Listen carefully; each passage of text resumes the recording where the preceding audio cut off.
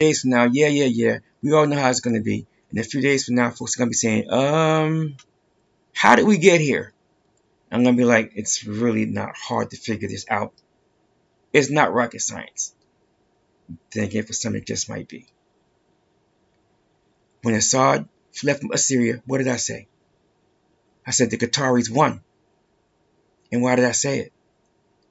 I said because the pipeline to get nat gas from the Qataris through Assyria is back on the table.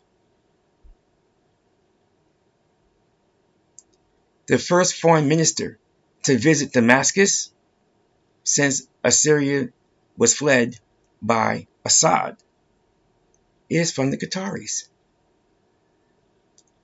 And where do you think that nat gas is going? To make that deal, that nat gas is going to so-called Europe, which means Moscow, so-called Moscow, lost.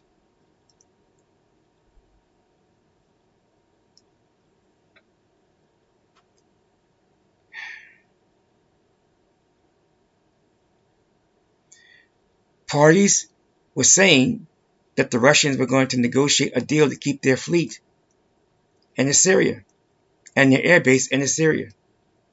Because they're desperate for funds, they were going to squeeze as much as they could out of the Russians. The Russians tried to negotiate. They couldn't afford what the Assyrians were demanding. So the Assyrians told them, all right, out you go.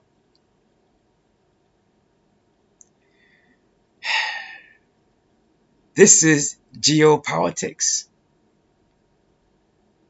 This is also geo-realignments. Commerce and trade and geopolitical realignments in real time.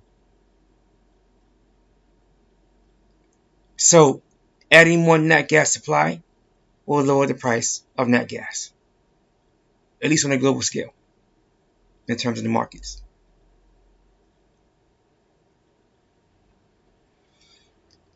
Food, on the other hand, remains to be seen how that's going to play itself out. I want to see how that plays out over the next 6 months. Because the Qataris, again, are back at it. They want to bring in massive amounts of urea production that will help in fertilizer production, which has fallen off dramatically because of the Russian invasion of Ukraine. That can lower the cost of fertilizer for those who insist on using it, which could bring down the food prices, and that could help a whole lot of folks, because a lot of folks had to scale back on what they were growing because they could not afford the fertilizer.